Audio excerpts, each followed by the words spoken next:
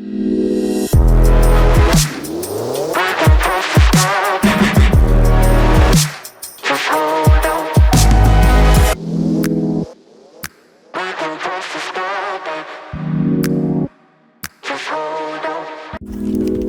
welcome back to the channel. I'm in a glorious camper van. Look at this.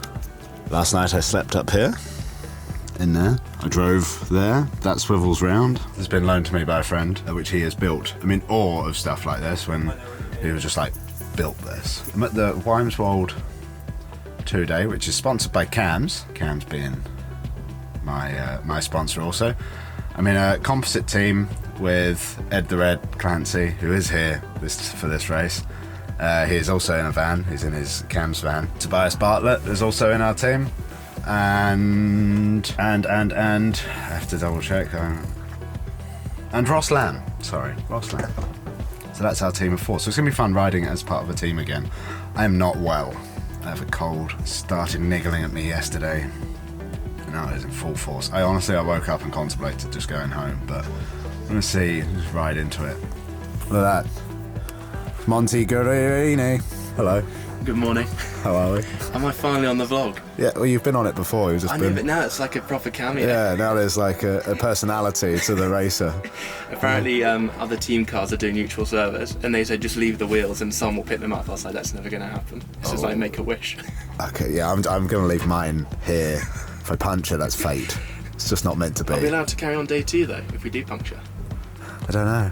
I thought best leave them in there just in case. I better go warm up, but I'll see you on the road. So yeah, it's very strong, very fast, very aero.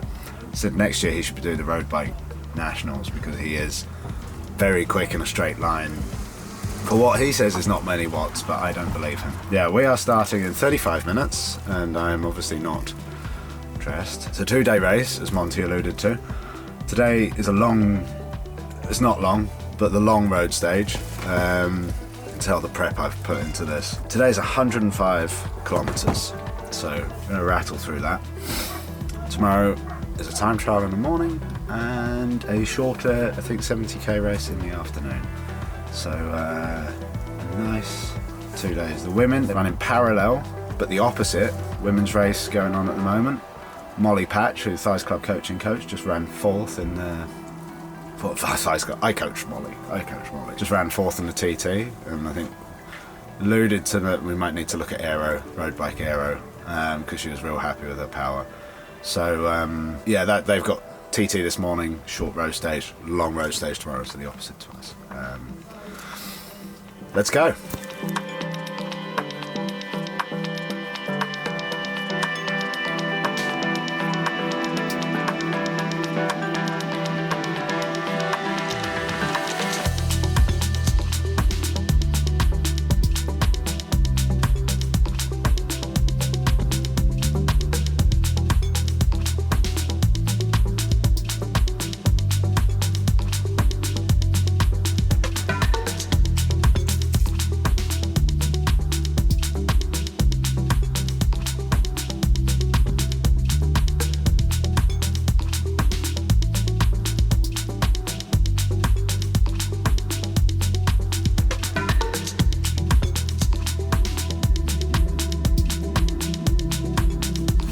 Also, I've bought some upgrades to the bike, mainly because of the time trial.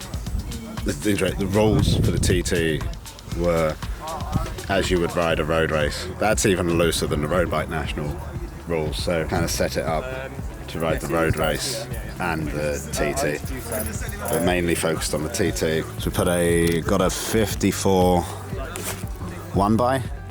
So it's not the 58 or 50 that I used for road bike nationals, 54. Not expecting any major climbs here. But yeah, got rid of the front mech in the most rudimentary way possible. Aero bottles, and I put the GoPro back upside down. Partially for aero, but also because the commissaire at the Gralloch was very content with how securely my GoPros are fastened, didn't stop me, just alluded to the dangers of having it up on top if I was to land on my stem, and I was like, yeah, well, that's fair enough. So popped it popped it underneath again. This is the bit I've not really included much in the vlog because the image of a bike rider putting a needle in his arm and a syringe. I was always worried it'd be abused. I've stopped and started this recording a couple of times because I fear someone taking this image, taking it out of context and using it for the wrong reasons. But yeah, I don't do as well as I used to. But I think it's important for the young haemophiliacs for it to be normalised because this is a medication that essentially keeps me alive. Yeah. But funny story. Whenever I joined a new team, I was like, please make sure that all the riders are aware of this so they don't get a shock when they see it, because I'd take my medication on the team bus. And then a young Derek G, who's just finished third in Dauphiné, joined Israel Premier Tech, and he stagiaired, which is like an apprentice thing, and he got on the bus. His first day was in the World Tour team, and he looks at me with the needle in my arm, and he just saw his eyes widen a bit, and I just went, "Welcome to the big league, son." Just watched his face. Was such a picture. And then filled him in on the fact that I had a rare blood disorder and whatnot. It was his face though. If I could have bottled that up, that was a picture.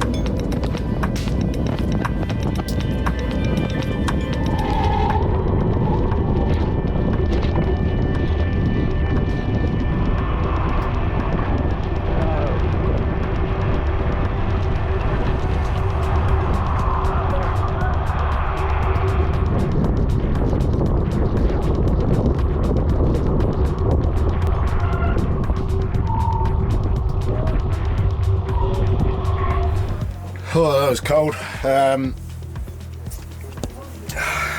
Yeah, right. Half of it was in the pouring rain. I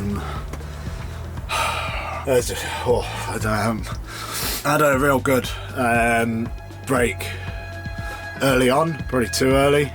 I went across to an established group of 10 that weren't working together.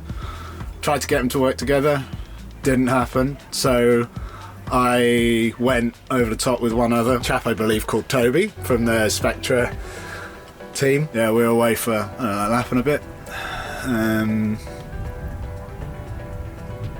Thunderstorms, thunder. Yeah, away for a lap and a bit, got caught. Yeah, then just managed my efforts. It was 29 mile an hour average, so difficult. So a couple did slip away at the end. And then, yeah, the last... It's so opposite to racing that I'm used to, or have been used to, because it got slower. The last lap was the slowest. I'd say it's just suddenly everyone's really watching each other and being very calculated with their moves, whereas I think early on everyone's just happy to chuck it up the road. So it was a bit of teamwork.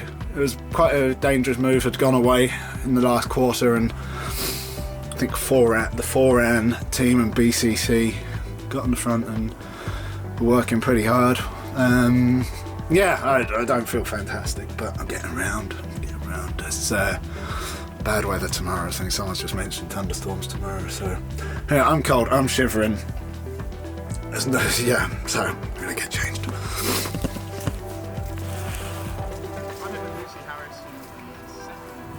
Oh no, I don't want to stand in the mud. Tom Hutchinson. Yeah, organiser. Why'd you do it?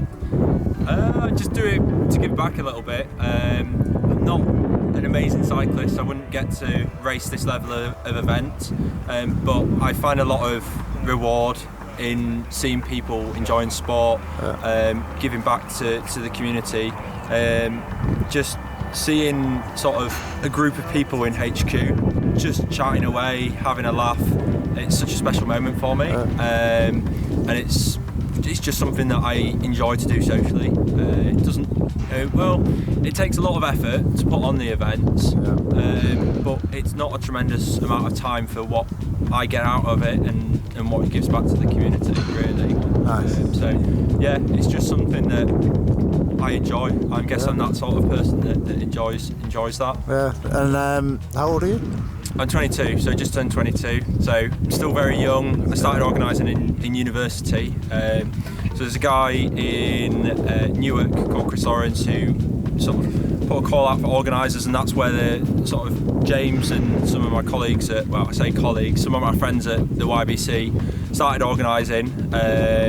But I organised at university, and I messaged James Hawkins and said, could I get involved? And a 10-15 minute Zoom call later, joined the YBC to organise, and I guess the rest is history. Yeah. And this is the first one? No, we do lots of events. But the first 2 day. So it's the first 2 day I've put on. Yeah. But as a club and as sort of a social group, we've put on the Peaks 2 day, right. Which is a 2 day early season. This year it's snowed, so it's sort of a really grim event, but it's a great test for the riders. Yeah. Early season, so there's lots of people that wanted to test their legs out. Yeah. This is something that's new. I sort of took the model of Peaks 2 day, so the timings are all the same, the format's the same, and it's the park course is less hilly, but it makes for a very competitive event because the time gaps are so close on GC. Yeah, and a nice shortish TT that will really sort things out. The time trial is the same course as the road race. It's just a truncated version. Yeah.